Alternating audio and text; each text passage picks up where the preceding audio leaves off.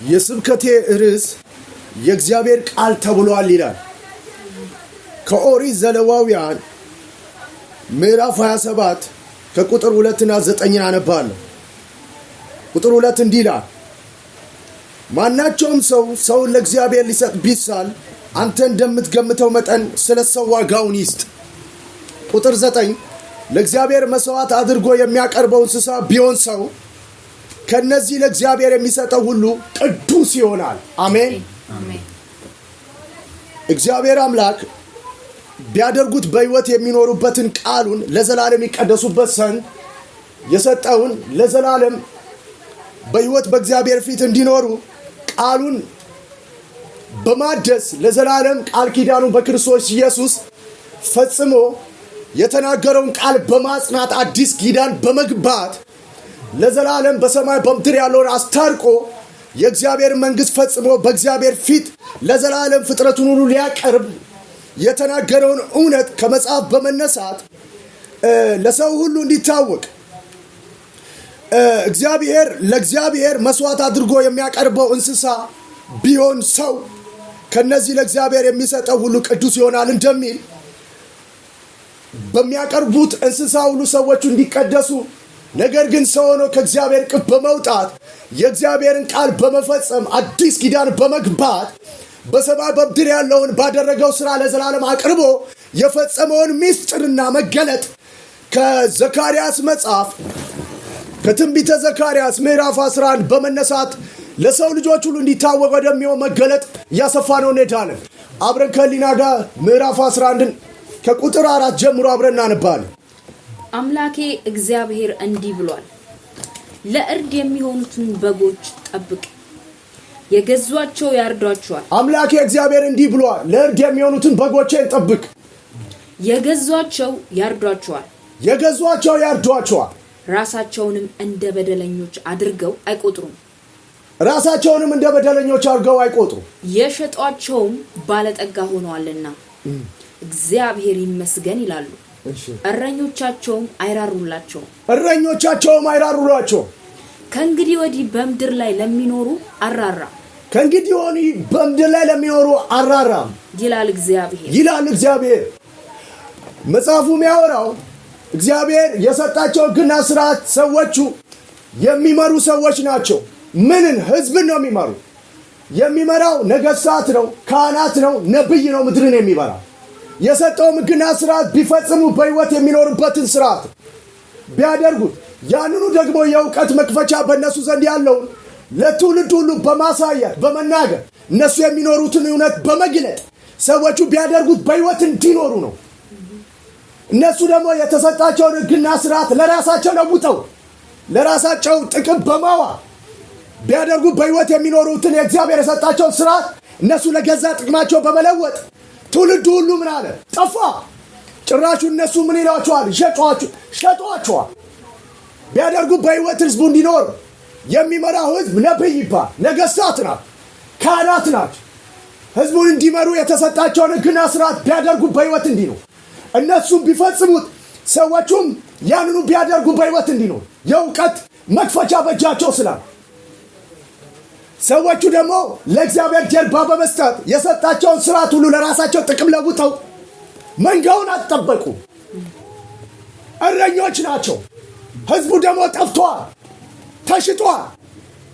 ስለዚህ እኔም ለእነዚህ ሰዎች አራራም። ለማን?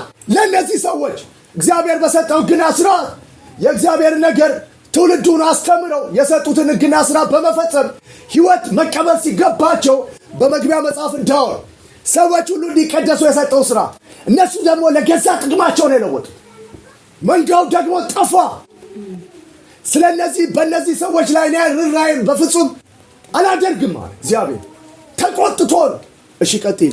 እነሆ ሰውን ሁሉ በባልንጀራውና በንጉሱ እጅ አሳልፌ እሰጣለሁ፣ ምድሪቱንም ይመታሉ፣ ከእጃቸውም አላድናቸውም። እግዚአብሔር ቢያደርጉት በሕይወት ይኖሩበትን ሥራ ሰጥቶ እነሱ ደግሞ ለገዛ ጥቅማቸው በመለወጥ መንጋዎቹን ሁሉ በትነዋል። ሰዎቹም ቢያደርጉት ይቀደሱበት በመግቢያ መጽሐፍ እንዳወራ ለእግዚአብሔር ዋጋውን ቢሰጥ የሚሰጠውም ዋጋዬ ነው። እንስሳዎች ሰው በመስጠት ሰዎች ይቀደሳሉ በሕይወት እንዲኖሩ።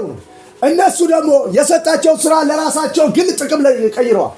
ስለዚህ እኔን በእነዚህ ሰዎች ላይ የሚጠፋው ይጥፋ። እነሱም የሰጧቸውን ሕግና ሥራ ለትውልዱ በማድረግ እንዲጠበቁ አላደረጉም። መንጋውን ሁሉ በትነዋል። ስለዚህ እኔ ፈጽሞ ለእነሱ አራራም። የሚጠፋው ይጥፋ፣ የሚሞተው ይሙት አላቸው። እኔ ደግሞ አለ እሺ ቀጥል። እኔም ለእርድ የሚሆኑትን በጎች የመንጋውን ችግረኞች ጠበቅኩ። አሜን። ስለዚህ እነሱ ቢያደርጉ በሕይወት የሚኖርበትን ሥራ ሰጥቷቸው ሕዝቡን እየመሩ ነው፣ ካህናት፣ ነገሥታት፣ ነቢያት። ስለዚህ ሕዝቡም ደግሞ ይህን በማድረግ እንዲቀደሱ ከየትኛውም አይነት ጥፋትና ቁጣ እንዲያመጡ። ስለዚህ የሕዝብ ደግሞ አሁን ጠፍቷል። መንጋውን ደግሞ ለእረኞቹ ቢያደርጉ በሕይወት እንዲኖሩ እንዲጠብቋቸው የሰጠውን ነገር አልጠበቁም። ስለዚህ እኔ ራሴ ሕዝቡን ልጠብቅ፣ የመንጋውን ችግረኛ ማንተርገውን አውቃለሁ። እኔ ራሴ ምን እላለሁ? እጠብቃለሁ። ጠበቅኩ። ሲጠብቅ ደግሞ እንዴት ነው የጠበቀው? እስቲ 2 በትሮችንም ወሰድኩ። የአንዲቱን ስም ውበት፣ የሁለተኛይቱንም ስም ማሰሪያ ብዬ። የሁለተኛይቱን ስም ማሰሪያ እዚህ ጋር ዝለ 2 በትሮች ይላል። በትር ማለት መንግስት ማለት ማንም ከእግዚአብሔር በስተቀር ምድርን የሚገዛ በትር ካላቸው እነዚህ 2 ማሰሪያና ውበት እግዚአብሔር ናቸው ማለት። በሱ ክፍ የነበሩ ናቸው ማለት። በትር መንግስት ማለት የሚገዛ ማለት። ስለዚህ እኔ 2 በትሮችን ወስጄ ምን አለው? የአንዲቱን ስም ውበት፣ የሁለተኛይቱንም ስም ማሰሪያ፣ ሁለተኛውን ስም ደግሞ ማሰሪያ ብዬ ጠራው። መንጋውንም ጠበቅኩ። አሜን። ስለዚህ እኔ እግዚአብሔር ያደርጉት ዘንድ የሰጣቸውን ሥርዓት ሁሉ እነሱ ለገዛ ጥቅም ስለቀየሩ እኔ ራሴ እጠብቃለሁ። ስጠብቅ ደግሞ 2ቱን በትሮቼ ምን አደርጋለሁ? ቆርጣለሁ። ከነበረበት ክፍ ወጥቶ ሰው ሆኖ በምድር ላይ ኢየሱስ ሊመጣ ያደረገውን ሥራ ሁሉ የተናገረውን ቃል ፈጽሞ ሲሄድ መንፈስ ቅዱስን ሊልክ 2ቱን በትሮችን ሁሉ ምን አደረግ? ቆረጥኩ። ለምን? መንጋውን ልጠብቅ። አሜን። እስቲ ቀጥይ። በአንድ ወርም 3ቱን እረኞች አጠፋው፣ ነፍሴም ተሰቀቀቻቸው፣ ነፍሳቸውም ደግሞ እኔን ጠላች። እነዚህ እረኞች ነገሥታትና ነቢያት፣ ካህናት ናቸው። ቢያደርጉት በሕይወት እንዲኖሩበት የሰጣቸውን ሕግና ሥራ ለራሳቸው ጥቅም በመለወጥ ለራሳቸው ሆድ። ስለዚህ እግዚአብሔርም ደግሞ ተመልክቷቸዋል፣ መንጋውን አልጠበቁም። ስለዚህ እኔ ምን አለ? ነፍሴ የተሰቀቀቻቸው፣ እነሱም ጠሉኛል። እኔ ደግሞ በራሴ መጠበቅ እነሱ ስላልቻሉ እኔ ደግሞ 2ቱን በትሮቼን ምን አለው? ቆረጥ፣ ጠበቅኩ። እሺ ቀጥይ። እኔም እናንተን አልጠብቅም። ችግር የለውም፣ ግና ሥራ ሰጥቻቸዋለሁ። እናንተ ደግሞ እኔን ምን ብላችኋል? ጠልታችኋል። ታደርጉት ዘንድ በሕይወት እንድትኖሩበት ነበር፣ መንጋውንም እንድትጠብቁ። ስለዛ ለግለ ጥቅማችሁ ቀይራችኋል። ችግር የለውም፣ እኔ እናንተን አልጠብቅም። የሚሞተው ይሙት። በገዛ ፍቃዳቸው እግዚአብሔርን ጠልተው ለራሳቸው ጥቅም ለውጠው ሰዎቹ ጠፍተዋል። ተመልሰው እንኳን እግዚአብሔር እንደሚቆጣቸው አውቀው በልባቸው ንስሐ ተመለሱ። በገዛ ፍቃዳቸው ነው የተለዩት። ስለዚህ እኔ እናንተን አልጠብቅም። ነገር ግን የመንጋውን ችግረኞች እኔ ውበትና ማሰሪያን ቆርጬ እጠብቃለሁ አለ። የሚጠፋውም ይጥፋ፣ የቀረውም እያንዳንዱ የባልንጀራውን ሥጋ ይብላ አልኩ። የሚገርም ነው። ሰዎቹ የባልንጀራቸውን ሥጋ የሚበሉ ናቸው ቢያደርጉት በሕይወት እንዲኖሩ። ነገር ግን በመጽሐፍ እንደተናገረ ሕግ በ2 ተጠቃለሁ። በፍጹም ነፍሳቸው እግዚአብሔር አምላክን ቢወዱ ባልንጀራቸውን ደግሞ ቢወዱ ሕግ በእነሱ በፍቅር ተፈጽሟል። እነሱ ግን የባልንጀራ ሥጋ የባልንጀሮቻቸውን ሥጋ ይበላል። ቢያደርጉ በሕይወት የሚኖሩበት ሰዎች ለእግዚአብሔር ጀርባ ሰጥተው ምን ብሏል? ለራሳቸው ጥቅም በመለወጥ መንጋውንም ምን ብሏል? ሸጠዋል። አልጠበቁም። እግዚአብሔር ደግሞ ራሴ ምን እላለሁ? እጠብቃለሁ። አሜን። እሺ ቀጥይ። እኔም ከሕዝቦች ሁሉ ጋር የገባሁትን ቃል ኪዳኔን አፈርስ ዘንድ ውበት የተባለችውን በትሬን ወስጄ ቆረጥኩ። እኔ በሌዋውያን መጽሐፍ መግቢያ ላይ እንደተናገርኩት እግዚአብሔር ሰው ለእግዚአብሔር ሊሰብሳ ዋጋውም ሰው ቢሆን እንስሳ ቢሆን ሰው። ስለዛ ሰዎቹ የሰጣቸውን ሕግና ሥርዓት በእነዚህ የሰጠው ሁሉ ቅዱስ ይሆናል። ስለዛ እንዲቀደሱበት የሰጣቸው ሥርዓት የሚሰጡት እንስሳ ስለ ሰውየው ኃጢአት በደል ይቃጠላል፣ በደሙ ደግሞ ለሥጋ ሁሉ ሕይወት ነውና በስርየት መክደኛው ላይ ይፈሳሉ።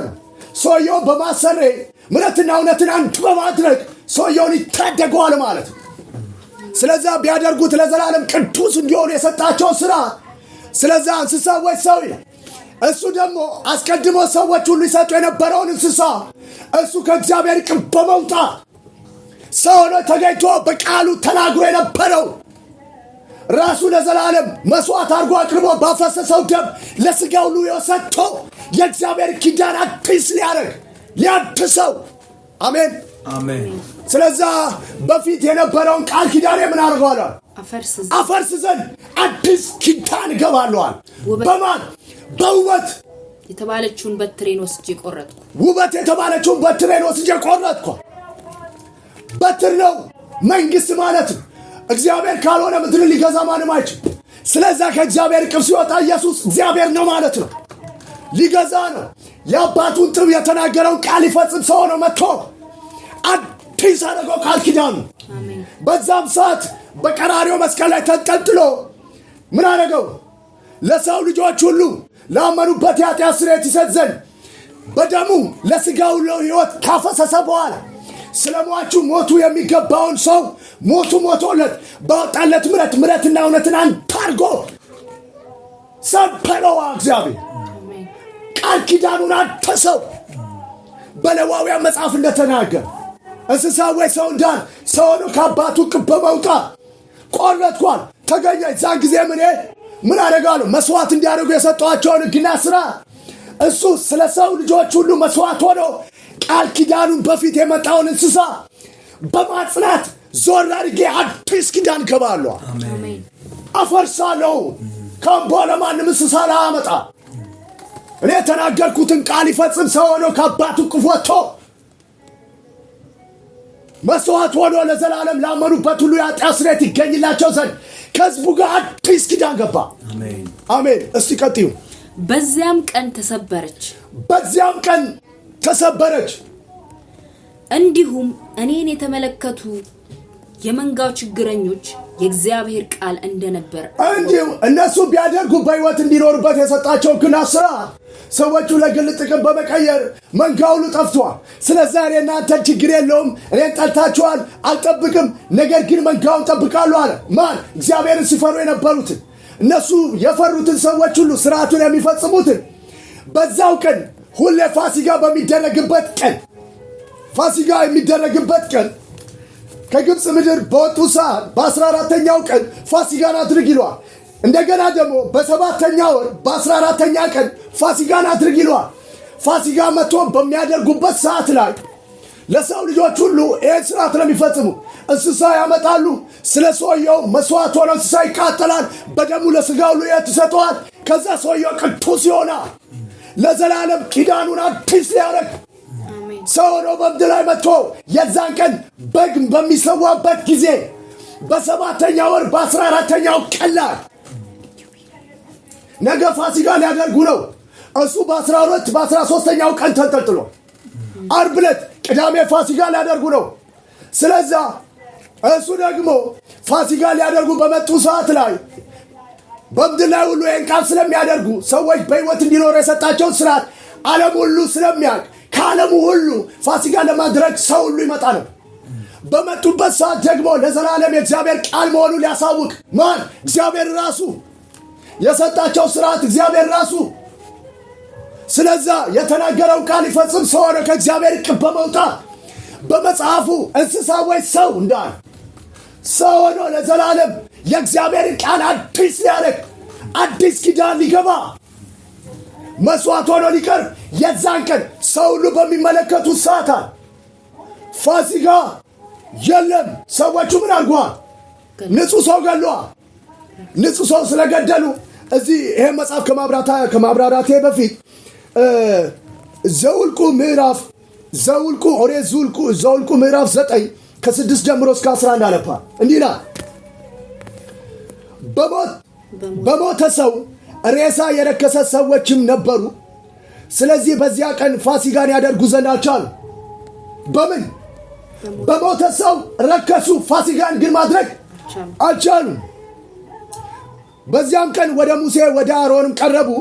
እነዚያም ሰዎች በሞተ ሰው ሬሳ ረክሰናል፣ በእስራኤል ልጆች መካከል በጊዜው ቁርባን ለእግዚአብሔር እንዳናቀርብ ስለምን እንከለከላለን አሉት። ሙሴም እግዚአብሔር ስለ እናንተ የሚያዘውን እስከምሰማ ድረስ ቆዩ አላቸው። ቁጥር 9 እግዚአብሔር ሙሴን እንዲህ ብሎ ተናገረ። ለእስራኤል ልጆች እንዲህ ብለህ ንገራቸው፣ ከእናንተ ወይም ከትውልዳችሁ ዘንድ ሰው በሬሳ ቢረክስ በሬሳ ቢረክስ ወይም ሩቅ መንገድ ቢሄድ እርሱ ደግሞ ለእግዚአብሔር ፋሲካን ያድርጋል። ሲያደርግም አለ ፋሲካን ያድርግ። የሚያደርገው እንደዚህ ነው አለ። በሁለተኛው ወር በወሩ ፋሲካ በ14ኛው ቀን ነው በመጀመሪያ ወር የሚያደርጉ። በዛ ጊዜ ፋሲካ ማደርግ ከሆነ በሁለተኛው ወር በ14ኛው ቀን ያድርገዋል። ስለዛ በ7ኛው ወር ላይ ወደ ቄሳር መጡ። ፋሲካን ነገ ሊያደርጉ ስለሆነ በሕጋችን ሰው መግደል አልተፈቀደልንም አሉት። ከዛ እሱ ደግሞ መርምሮ ይሄ ሰው ንጹህ ነው ልፈታው ያለው ልፍታውን አላቸው። ስለዛ ቄሳር ንጹህ መሆኑን አውቆ ሊፈታው ወደው ሳለ እንደሚፈታው ሲያውቁ እነሱ ደግሞ ወስተው ገደሉት፣ ረከሱ። ስለዛ በሕጋቸው ደግሞ በ14ኛው ቀን በ7ኛው ወር በ14ኛው ቀን ማድረግ ያልቻሉ የሚያደርጉት በ8ኛው ወር በ14ኛ ቀን። ስለዛ በሬሳ ቢረክስ አለ በዘራችሁ ሁሉ ይህን አድርጓል በሁለተኛው ወር አለ። ስለዛ ፋሲካን የሚያደርጉበት ሰዓት ደርሷል። ነገ ኢየሱስ ደግሞ ሊገሉት ነው። ስለዛ ለቄሳር ማምጥተው ንጉሥ ራሱን ይላል ብለው እሱን ሊገሉን የሰጠው እሱ እንዲገል። ነገር ግን ሲመረምር ጭራሹን ማለት ነው በምድሩ ላይ እሱ ከነገሰ በኋላ እሱ ከመጣ በኋላ ለውጦች አሉ። ሙታን ተነስተዋል፣ ሽባ ተተርትሯል፣ ብዙ ልማት ሁሉ ሆኗል። መርምሮ ሲደርስበት ይሄ ሰው ምን አለ ንጹህ ነው ብሎ ተናገረ። እነሱ ግን ጲላጦስ ሊፈታው ቆርጦ እንዳለ ስላወቁ እነሱ ደግሞ በሕጋችን አንገልም ብለው ነበር። ኋላ ላይ ራሱን እግዚአብሔር ልጅ አድርጓል ብለው በሐሰት ገደሉት። ስለዛ በሬሳ ስለረከሱ በ7ኛው በ14ኛው ወር በ14ኛው ቀን ፋሲካ ማድረግ ስላልቻሉ በ8ኛው ወር ይተላለፋል ማለት። ስለዛ እነሱ ወስደው ስለገደሉት እግዚአብሔር ደግሞ ለዘላለም ኪዳኑን አዲስ ሊያደርግ ካሁን በኋላ በግ ላይ አመጡ። በመጽሐፉ በሌዋውያን መጽሐፍ እንደተናገረ እንስሳ ወይ ሰው ራሴን ከእግዚአብሔር ቅርብ በመውጣት ሰው ሆኖ ለዘላለም የእግዚአብሔር ቃል ሊያድስ በቀራንዮ መስቀል ላይ ሆኖ ላመኑበት ሁሉ የኃጢአት ስርየት ሊሰጥ ሞታቸው ሊሞት አዲስ ኪዳን ፈጥሮ አዲስ ኪዳን አድርጎ የእግዚአብሔር መንግሥት ፈጽሞ በጥላው ዘመን የነበሩትን እንስሳ ሲያመጡ በሕይወት እንዲኖሩበት የሰጣቸውን ሕግና ሥርዓት የፈጸሙትን ሲገባ ከገቡበት ጉድጓድ ፈንቅሎ ይዞ ወጣ። በዛም ሰዓት ፋሲካ ሊያደርጉ የመጡትን ሁሉ ሲመለከቱት በነጋታው ፋሲካ የለም፣ ተንጠልጥሎ ነበር። በዘካርያስ መጽሐፍ የተጻፈው አዲስ ኪዳን ሊያደርግ የሚያመጡትን እንስሳ እንደተናገረው ሰው ሆኖ በመቅረብ ሰው ሆኖ ራሱን ከእግዚአብሔር ጋር ኪዳን አድርጎ ሊፈጽም በእንጨት ላይ ወስዶ ሰቀለው። በዛ ሰዓት ፋሲካ ለማድረግ የመጡ ሰዎች የእግዚአብሔር ቃልን ተናወቁ። በመጽሐፉ በሌዋውያን የተጻፈው ሰው የተባለው ቃል ሰው ሆኖ ከእግዚአብሔር ቅርብ በመውጣት ኪዳኑን በማጽናት አዲስ ኪዳን በማድረግ ላመኑት ሁሉ ሕይወት ሰጥቶ ስለ ሞታቸው ሞቶ ምሕረትና እውነትን አንካርጎ የእግዚአብሔርን ቃል የፈጸመ የእግዚአብሔር ቃል መሆኑን አወቁ። ኢየሱስ ያድናል። እስቲ ወደ ታች እኔም ደስ ብሏችሁ እንደሆነ ዋጋዬን ስጡኝ፣ አለዚያ ግን ተውት አልኩ። እኔም ደስ ብሏቸው እንደሆነ ዋጋ ይስጡ አልኳቸው። እነርሱም ለዋጋዬ 30 ብር መዘኑ። እነሱ ለዋጋዬ 30 ብር መዘኑ። መጀመሪያ ሰዎቹ ቢያደርጉት በሕይወት የሚኖርበትን ሕግና ሥራ ሰጥቷቸው እነዚህ ሰነፍረኞች ናቸው። ስለዚህ እነሱ ለገዛ ጥቅማቸው እግዚአብሔርን በሕይወት የሚኖሩትን ሥራ ስለለወጡ ሰዎቹ በገንዘብ ተገዝተዋል። ስለዚህ አመፀኛ ናቸው። አሁንም ቢያደርጉት በሕይወት የሚኖሩትን ሥራ የሰጣቸው ሰዎቹ ግን ነጋዴ ናቸው። 30 ብር ነው የመዘኑለት። እሺ ቀጣው ወደታች አይደለም ያውኑ እስከ ታች ትንሽ እነሱ 30 ብር እነርሱም ለዋጋዬ 30 ብር መዘኑ። እግዚአብሔርም የተስማሙበትን የከበረውን ዋጋዬን በግምጃ ቤት ውስጥ አኑረው አለ። እኔም 30 ብር ወስጄ በእግዚአብሔር ቤት ባለው በግምጃ ቤት ውስጥ አኖርኩ። በቃ ወደ ማቴዎስ ምዕራፍ 26 በዚያን ጊዜ የአስቆሮቱ ይሁዳ የሚባለው ከ12ቱ አንዱ በዚያን ጊዜ የአስቆሮቱ ይሁዳ የሚባለው ከነሱ ከሐዋርያት አንዱ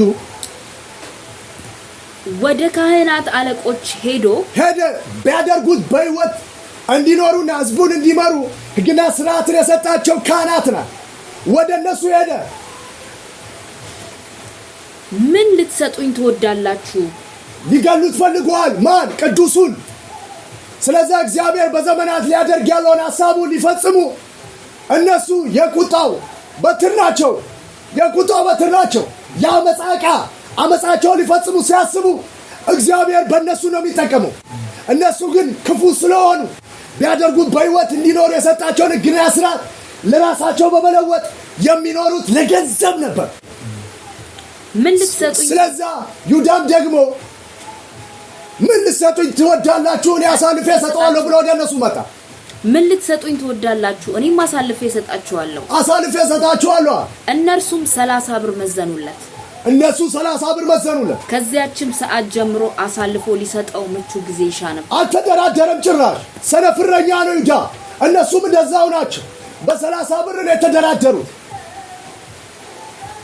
አራ ያዋጣል እንኳን አላሉ። ሰነፎች ናቸው።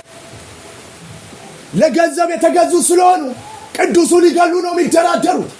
ስለዚህ ቢያደርጉት በሕይወት እንዲኖሩ የሰጣቸውን ሕግና ሥርዓት ሰዎቹ ለራሳቸው ጥቅም ስለለወጡ መሲሁ ቢመጣ እንኳን አያውቁት። በቀኝ እጃቸው ላይ አሰታል። ቢያደርጉት ነው በሕይወት እንዲኖሩ የሰጣቸውን ቃል ሊፈጽም የመጣ እግዚአብሔር ቅዱስ እንደሆነ የሚያውቁት። ስለዚህ እነሱ ቢያደርጉት በሕይወት እንዲኖሩ የሰጣቸውን ቃል ለራሳቸው ጥቅም በመለወጣቸው የመጣውን ቅዱስ አላወቁት። ጠቅሶ ነው ቢያወራ፣ ቃል እየጠቀሰ ቢያወራቸው አያውቁት።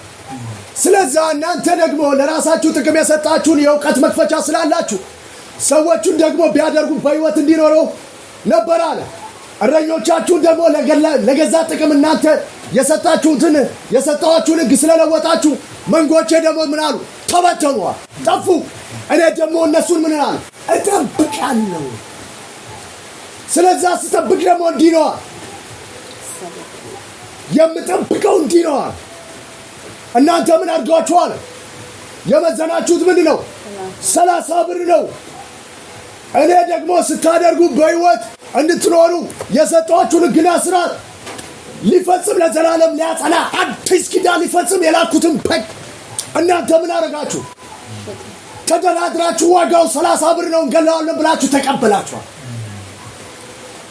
እኔ ደግሞ የመንጋውን ችግረኞች የተበተኑትን መንጋ እግዚአብሔርን የሚፈሩትን ሁሉ ምን አለው? መስቀል ላይ አንጠልጥዬ የመንጋውን ችግረኞች ስጠብቅ የእግዚአብሔር ቃል እንደሆነ እነሱ ያውቃሉ። እናንተ ችግር የለውም፣ አይናችሁን ጨፍናችኋል፣ ትጠፉ እንደሆነ ጥፏ።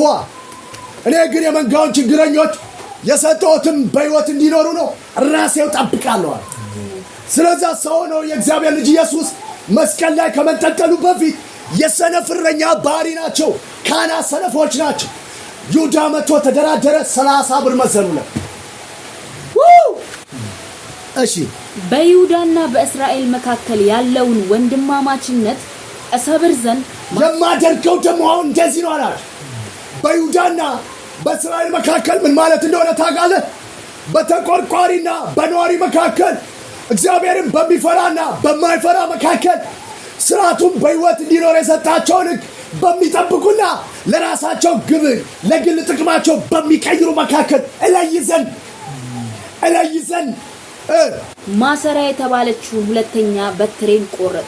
ማሰሪያ የተባለችውን ሁለተኛውን በትሬ መንፈስና ሕይወት የሰጠው የእግዚአብሔር ልጅ ኢየሱስ የሰራውን ስራ ሁሉ ለዘላለም ሕይወት ሊሰጥ ስለሆነ ኪዳኑን አጽንቶ ሲገባ መንፈስ ቅዱስ ልካላችኋለሁ እንዳለ በሚፈሩ ሰዎች ላይ መንፈስና ሕይወት ሰጪውን መንፈስ ቅዱስ ወረደባቸው። አሜን።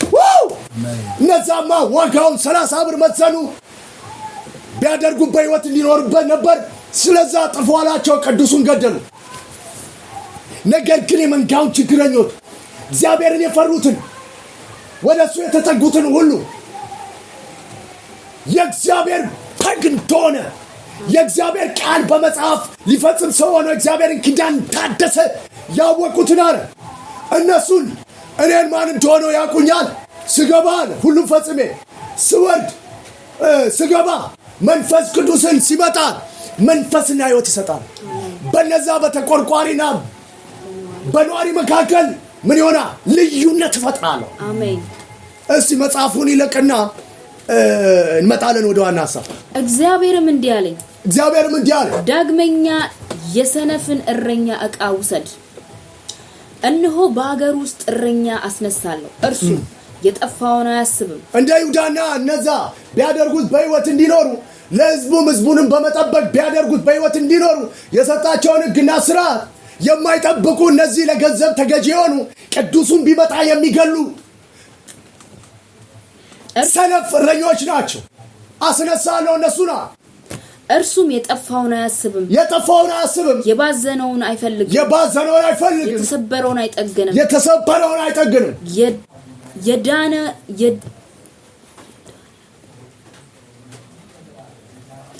የዳነንም አይቀበልም። ነገር ግን የሰባውን ሥጋ ይበላል። የሰጠውን ግና ስርዓት ለራሳቸው ግል ጥቅም በመቀየር ለእንጀራቸው ነው የኖሩት። ስለዛ ሰዎቹን ለራሳቸው ጥቅም ስለቀየሩት አይናቸው ታውሯል። እናንተ የምትጠፉት ከሆነ ችግር የለውም፣ ጥፉታል። ነገር ግን ቢያደርጉ በሕይወት እንዲኖሩ እንድትጠብቁበት መንጋውን የሰጧችሁን ነገር ባለማድረጋችሁ መንጋው ምን ብሏል? ጠፍቷል። የመንጋው ችግረኛ እግዚአብሔርን የሚፈራ ሁሉ እኔ በትሬን ወስጄ ውበት የተባለችውን ምስል ሳንጠለጥል ስሰብር አለ መስቀል ላይ አንጠልጥዬ ለዘላለም ሕይወት ላመኑ ሁሉ ስለሟቹ ሞቶ በደሙ ለዘላለም ለሥጋ ሁሉ ሕይወት ይሰጥ ዘንድ ሳደርገው ያኔ የዛ ጊዜ የእግዚአብሔር ቃልም ቶን ያውቁታል። ነገር ግን የሰባውን ሥጋ ይበላል፣ ሰኮናውንም ይቀለጣጥማል። አሜን። መንጋውን ለሚተው ለምናምንቴ እረኛ ወየውለት። ምናምንቴ እረኛ ወየውለታል። ችግር የለውም፣ እናንተ የፈለጋችሁትን ነገር አድርጓል። ለእናንተ ምን ሆነ? ወየውላችኋል። ሰይፍ በክንዱና በቀኙ አይኑ ላይ ይሆናል፣ ክንዱም አጥብቃ ትደርቃለች፣ ቀኝ አይኑም ፈጽማ ትጨለማለች። ዋጋውን ሰጡት። ዋጋው የሰጣቸው ግና ስራ በሕይወት እንዲኖሩበት፣ ነገር ግን እነሱ በሕይወት እንዲኖሩበት የሰጣቸው ስራ መንጋውን እንዲጠብቁን ካህናት፣ ነቢያት፣ ነገሥታት ቢያደርጉ በሕይወት እንዲኖሩበት የሰጣቸው ስራ ሰዎቹ ለግል ጥቅም ተቀይረውታል።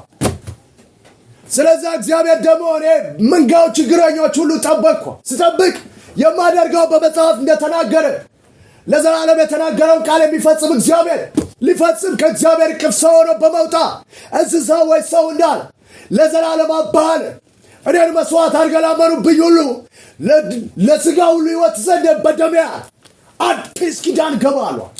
ስለዚህ እግዚአብሔርም ወስዶ ምን አደረገው? ሰበረው። መስቀል ላይ ምን አደረገው?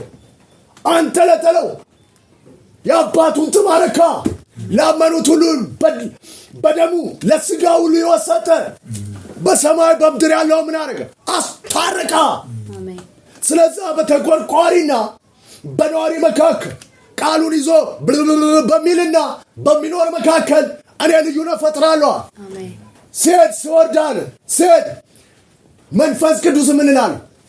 ማሰሪያ ተባለችውን በትሬን እግዚአብሔር መንፈስ ቅዱስ እኮ መንፈስና ሕይወት ሊሰጣቸው ምን ይላልዋል እልኮዋልዋል እሱ ደግሞ ምን ይላል በእስራኤልና በይሁዳ መካከል ማለት በተቆርቋሪና በነዋሪ እግዚአብሔርን በሚፈራና በማይፈራ መካከል እነዛ የማይፈሩት 30 ብር ነው የሚመዝን በሕጉ ሰው ይገላል የዳነንም አይቀበል ለእንጀራቸው ነው የሚኖር ስለዚህ በነዛ ላይ መንፈስና ሕይወትን አፈሳለሁ ዲፍረንስ ይፈጠራል ሲፈጠር ደግሞ በ50ኛው ቀን እስቲ የማርቆስ ወንጌል ምዕራፍ 14 ከቁጥር 21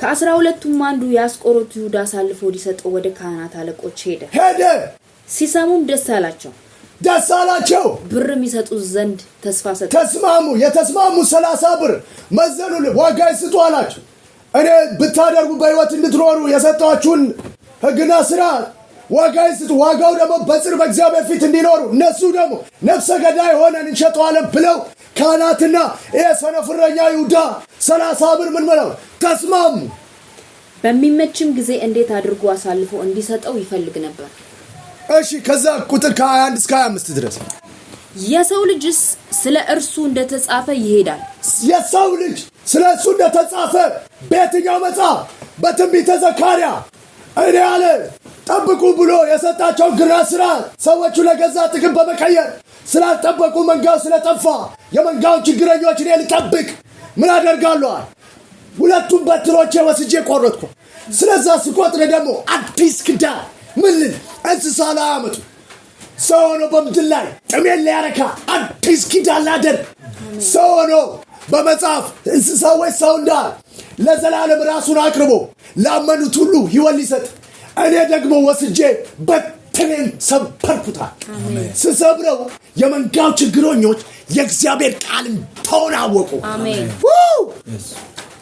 ስሙ ይባረክ አሜን የሰው ልጅ ስለ እርሱ እንደተጻፈ ይሄዳል ችግር የለውም የተጻፈውን ቃል ፈጽሜ አድርጌዋለሁ እግዚአብሔር መስዋዕት አድርጎ አዲስ ኪዳን በኔ ገብቷል ላመኑት ሁሉ ዓለማትን በኔ እንደፈጠረ ላመኑት ሁሉ ሕይወት የሚሰጠው በኔ ነው አለ እነዛም እግዚአብሔር የፈሩ የመንጋው ችግረኞች እኔ የእግዚአብሔር ቃል ተናወቁ እሺ ነገር ግን የሰው ልጅ አልፎ ለሚሰጥበት ለዚያ ሰው ወይለት አይታን እነዛ አሳልፎ እንዲሰጡ ፈለጉ ሁለቱም አልፎ ነው የሚሰጡ ለምን ጲላጦስ እንዲገልላቸው ካህናት ምን አድርጓል አሳልፎ ሰጥቶ እሱ መርምሮ ደርሶ ሰው በፍጹም በደል አላየሁበትም አለ ሊፈታው እንደቆረጠ አወቁ እነሱ ደግሞ በጋችን ምን ይለዋል እንገለዋለን አሉ ንጹህ ሰው ወስደው ምን አደረጉ ገደሉት እግዚአብሔር ግን ለሰው ልጆች ሁሉ ላመኑበት አዲስ ኪዳን የተናገረው ቃል ይፈጽም እነሱን ተጠቀሙ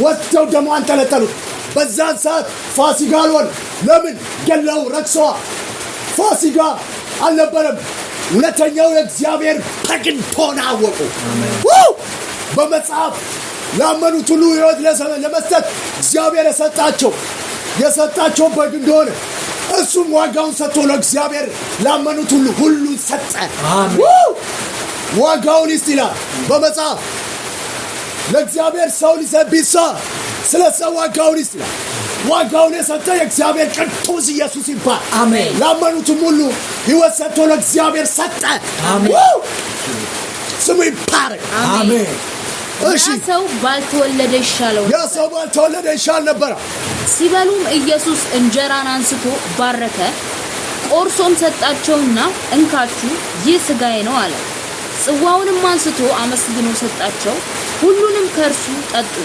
እርሱም ይህ ስለ ብዙዎች የሚፈስ የአዲስ ኪዳን ደሜ ነው አዲስ ኪዳን እንደ ኪዳኔ ከሕዝቡ ጋር የገባሁትን ኪዳን አፈርሳለሁ ምን ካሁን በኋላ እንስሳት ታመጡ ራሴ ልጄ ልኬ ሰው ሆኖ በደሙ ለሰው ሁሉ ልጆች ሕይወት ሰጥቶ ስለ ሟቹ ሞቶ ምሕረትና እውነት አንድ አድርጎ የኔን ጥም ያረካል አለ አሜን ስለዛ ካሁን በኋላ የምትገቡትን ኪዳን የምታደርጉትን እንስሳ ለግል ጥቅማችሁ የቀየራችሁ አታደርጉማ እኔ የምገባውን አዲስ ኪዳን ሰው ሆኖ ከእግዚአብሔር ቅብ በመውጣት በመጽሐፉ እንደተናገረ ስጋውና ደሙ ሰጥቶ አዲስ ኪዳን ገብቶ ሕይወት ሰጠን። የአባቱንም ተማረካ አሜን። ላመኑት ሁሉ እግዚአብሔር የገባው አዲስ ኪዳን ኢየሱስ ሰውን እግዚአብሔርን ቃል ፈጽሞ ለዘላለም ጨርሷል። አሜን። ኢየሱስ ያድናል። አሜን። የእግዚአብሔር ቃል ተብሏል። አሜን። እውነት እውነት እላችኋለሁ በእግዚአብሔር መንግሥት ከወይኑ ፍሬ አዲሱን እስከምጠጣበት እስከዚያ ቀን ድረስ ደግሞ አልጠጣም አላቸው። አዲሱን እስከምጠጣ አዲሱ ምን ማለት መሰለህ? እኔ አዲስ ኪዳን እገባለሁ፣ ላመኑብኝ ሁሉ ደሜንና ሥጋዬን እሰጣለሁ። እሱ ማለት በጉ ይታረዳል፣ በመሠዊያ ላይ ይቃጠላል ስለ ሰው ልጆች በደል፣ በደሙ ደግሞ ለሥጋ ሁሉ ሕይወት ይሰጣል። ስለዛ እኔ ደግሞ የገዛ ደሜን በማፍሰስ ለሥጋ ሁሉ ሕይወት ለመስጠት ስለ ሰው ሁሉ በቀራንዮ ላይ ምን አለ? እሞታለሁ። ላመኑብኝ ሁሉ ሞታቸውን እሞታለሁ። አሜን። ኪዳኑን ምን አደረገ? አጸና። አዲስ ኪዳን አደረገ። አሜን። ከሕዝቡ ጋር የነበረውን በግ የሚያመጡበት ዘመን አበቃ። አሜን። አዲስ ኪዳን ፈጸመ። አሜን። የእግዚአብሔር በግ ተባለ። አሜን። እስቲ ከራእይ መጽሐፍ ምዕራፍ 19 7 እና 8 ከዛ ከ11 እስከ 14 አብረን አነባለን ከሊና ጋር። የበጉ ሰርግ ስለደረሰ ሚስቱም ራሷን ስላዘጋጀች ደስ ይበላል። አሜን። ሐሴትም እናድርግ፣ ክብርም ለእርሱ እናቅርብ። አሜን። ያጌጠና የተጣራ ቀጭን የተልባ እግር ልብስ እንድትጎናጸፍ ተሰጥቷታል። ቀጭን የተልባ እግር ልብስ እንድትጎናጸፍ ተሰጥቷታል።